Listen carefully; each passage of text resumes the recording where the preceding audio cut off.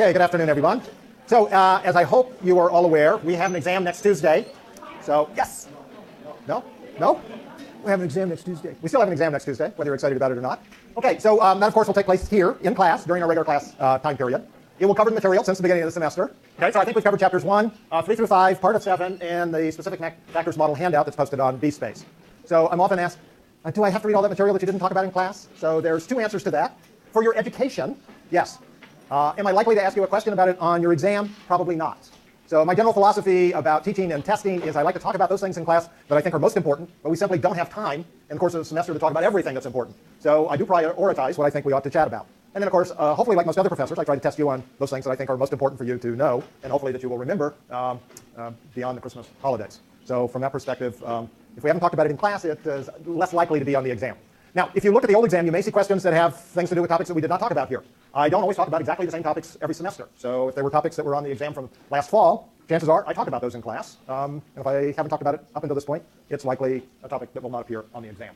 Your exam format will look like last fall's exam, or like your two problem sets so far. There will be 10 multiple choice questions, and there will be 2 free response questions. Again, they'll look in some sense similar to what you have already experienced on the problem sets, and you can see on the old exam itself.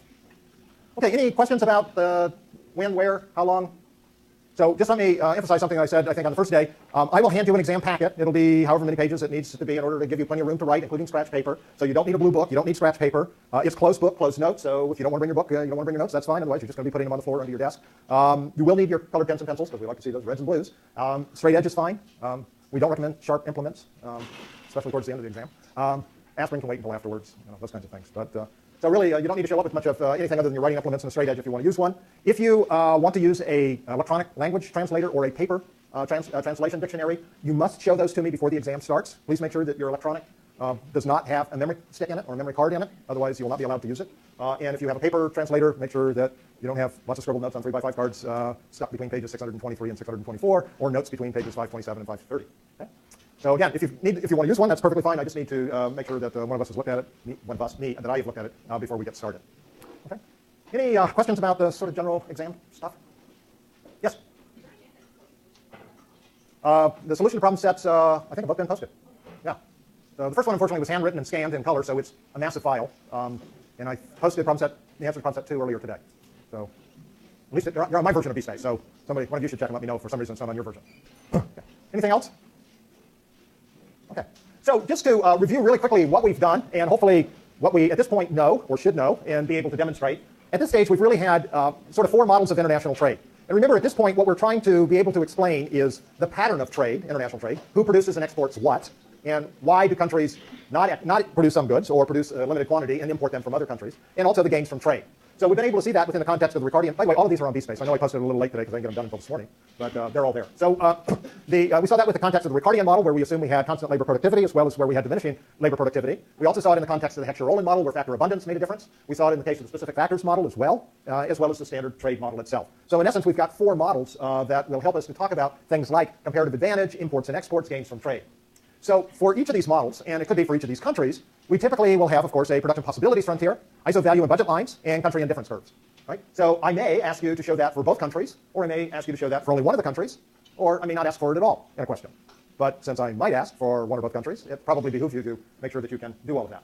We also have relative supply and demand curves, which generate equilibrium relative prices in autarky. So knowing whose relative supply curve is further to the right than the other countries is also one of those things that is very interesting. And of course, that will also tell us something about those relative prices. So then once we kind of get into some of the details of the other issues, within the context of the Heckscher-Ohlin model, there's 2 other relationships that are important. So one of those is the relationship between factor prices and goods prices, which was something we call the Stolper-Samuelson relationship. And we also have the relationship between factor prices and factor proportions, or the capital to labor, or factor 1 divided by factor 2 relationships. And remember, within the context of the Heckscher-Ohlin model, we had things like factor intensities, which would tell us what the relationship between these factor proportion curves might actually look like. So notice that we can think about the Heckscher-Ohlin model just in terms of these 2 relationships. But in essence, these are relationships that tell us what's happening after we know what's taking place out of our production possibilities frontier and in our world relative supply and demand diagrams. The specific factors model had some other issues, right? It had a demand and supply curve for the mobile factor, and it also had supply and demand curves for the specific factors for each industry. So remember, for the mobile factor, the supply curve is actually the horizontal axis in that diagram. And we actually then have two demand curves for that mobile factor, one for each industry, where typically the specific factors are just used in one of those industries. So one of the things that we saw with both the specific factors model and the Heckscher-Ohlin model is that those having this additional detail also allowed us to talk about not only what was happening in terms of the pattern of trade or the gains from trade, but also showing us what was happening to the distribution of income. Okay, so with all of our models, the reason, of course, that we have international trade, the fundamental reason that we have international trade, is that relative, at least up to this point, is that relative prices between the goods and services produced in the two countries are different. So it's that differences in relative prices that actually lead to international trade taking place. So we saw that those differences can occur because of differences in labor productivity. If that's the only reason, then that's what the Ricardian model was telling us. We could also have differences in factor abundance, which is what the Heckscher-Ohlin model was specifically about. We could also have differences in trade policies. So we used our standard trade model to look at that, things like tariffs and export subsidies. And something that we haven't really kind of honed in on yet is having differences in taste and preferences. But you can think about if we've got differences in taste and preferences, what it really means is each of the two countries has a different relative demand curve. It doesn't really change the way in which we would analyze opening up to international trade. It's just that with two demand curves rather than one, you don't get complete convergence of prices, even with all the other assumptions that we've had. So what we can see then is once we have a relative, yes, question?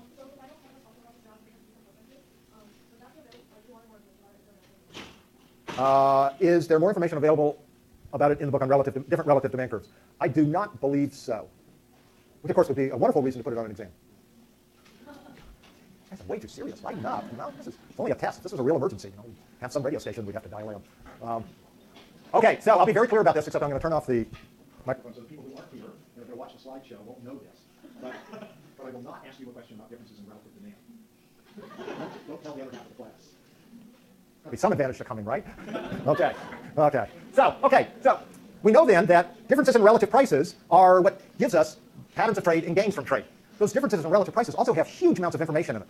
It tells us essentially what a country, if we know what the relative prices are between two countries, it also tells us what a country's comparative advantage will be in, regardless of the source of that comparative advantage, whether it's labor productivity or factor endowments or some other issue. It will tell us, from a graphical perspective, what the general bias of the production possibilities frontier looks like. And then finally, it will also tell us which good we're going to export. So if I know what the relative prices are, I know all that information. And so should you, I hope. Okay? So one of the things that we saw is once we open it up to international trade, we get a convergence of relative prices between the two countries. Now you had a problem with that question that said, oh, what if we have transportation costs? Well, notice we still have convergence of prices. It just doesn't completely converge. So there are lots of assumptions that we've made to keep the analysis really simple. We wouldn't actually expect in the real world that we would get an absolute convergence of relative prices across countries. Of course, again, it helps to keep the analysis relatively simple and straightforward, which of course, once again, means that it would be interesting to put a more sophisticated or complicated question on the exam. Okay, so changes in relative prices then. So notice, we open it up to international trade, and once we open it to international trade, we get convergence of prices. This convergence of prices here is both internal prices and external prices. So the fact that internal prices are changing means that both producers and consumers are changing their behavior. Producers are changing production choices, and consumers are changing consumption choices. Producers are going to produce more of the export good because its relative price will rise, and they will produce less of the imported good because its relative price is going to fall. Consumers are going to consume relatively more of the good whose price is falling, the import good, and relatively less of the good whose price is rising, the export good. So notice we're getting different behaviors coming about because of this change in relative prices. The production side is particularly important to us because these changes in production choices gives us greater specialization in production on a global basis, combination of the countries that are involved. So we've got greater specialization in production. So in the aggregate, the two countries combined, we now have the ability to produce more goods and services with international trade than we could without international trade. So total world output has gone up. It also turns out that given the relative prices that come about, as long as they end up between the countries' autarky relative prices, that consumption possibilities in both countries will be expanded. Consumption possibilities in both countries will be expanded. So if we measure economic welfare based on what we can consume as opposed to what we can produce, it also suggests that this international trade will lead to a higher level of aggregate economic welfare in both countries. Now again, this gain from trade requires that relative prices change after trade from before trade. So, it really doesn't. So one of the things that means is that there's international trade between two countries, but one country's internal relative prices do not change after opening to international trade, there's no gain. Right? There's no change in relative prices, there'd be no reason to change your consumption mix. And if you're not changing your consumption mix, you're not consuming more goods and services. The other country could very well gain. Okay, we also saw that depending upon which model we were using, either everybody gains, right? The Ricardian model with full specialization. So we're off in that corner solution. Everybody's producing only in that one industry. We get to move up along the new budget line, and everybody's better off. But we also saw that in the Heckscher-Ohlin model and the specific factors model, that while aggregate economic welfare may be higher, that clearly tells us that there are winners, but we also saw that there were losers. Notice, the Heckscher-Ohlin model is a long-term model.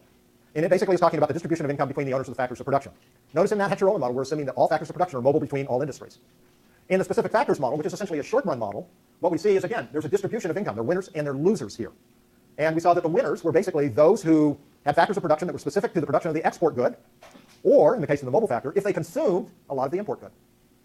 And the losers were those owners of the factors of production in the import competing industry, or the mobile factor if they actually consumed a large portion of their budget on the export good. Oh, hey, I said that already. Okay. I said that too. Okay. But again, even though they're winners and losers, we do know that the aggregate level of economic welfare has increased. A country is faced with expanded consumption possibilities, meaning that it's on a higher country indifference curve. So, distribution of income, winners, losers. We'll talk later in the semester about how governments respond to that, both in a positive way and in a less than positive way. Okay. So what are the kinds of things then that can change internet or change relative prices? First, we've talked mostly about things like trade liberalization. Let's go from autarky to free trade. Or we could just be talking about trade liberalization as moving from some degree of free trade with some interferences, whether it's transportation costs or government policies, and being able to reduce those transportation costs or those government interferences in the marketplace.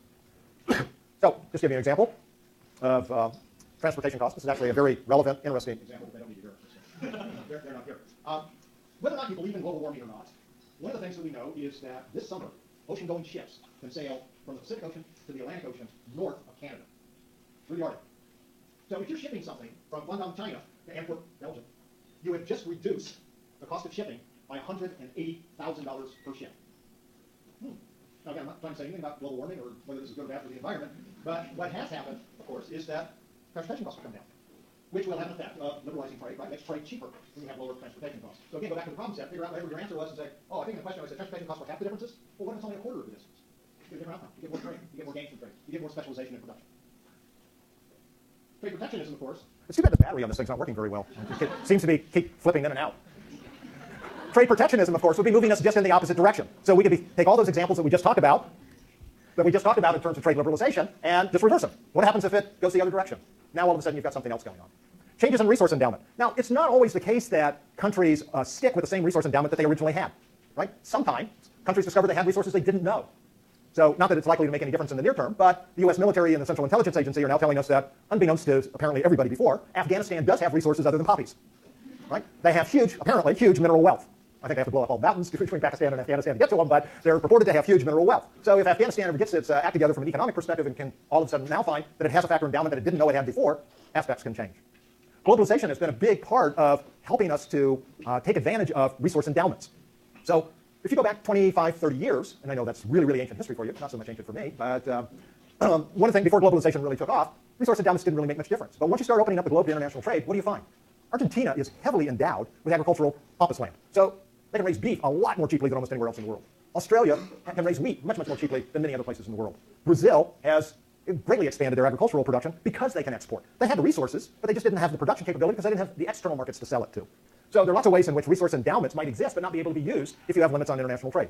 And then, of course, you can actually create resource endowments. Remember, one of the resource endowments is capital. Right? Countries can do certain things to increase their capital stock. They can do certain things to increase their acreage of arable land. So don't think of resource endowments as being fixed at some particular point in time. They can change over time.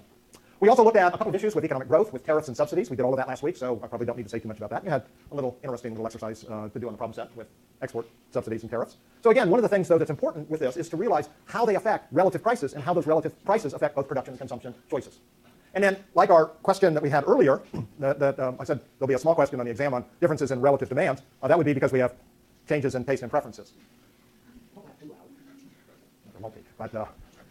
But if we had changes in taste and preferences, right, now all of a sudden your community indifference curves have different shapes for different locations. And that would drive different changes in relative prices as well. Okay, what else can we say? Okay, then what we did last time was our final model. Now notice that I didn't put international labor mobility in with our list of international trade models, right? So this isn't necessarily international trade in goods and services. So we're not really talking about imports and exports and changes in production choices and consumption choices and all those types of things. But what we saw is by moving resources, and we talked specifically about labor,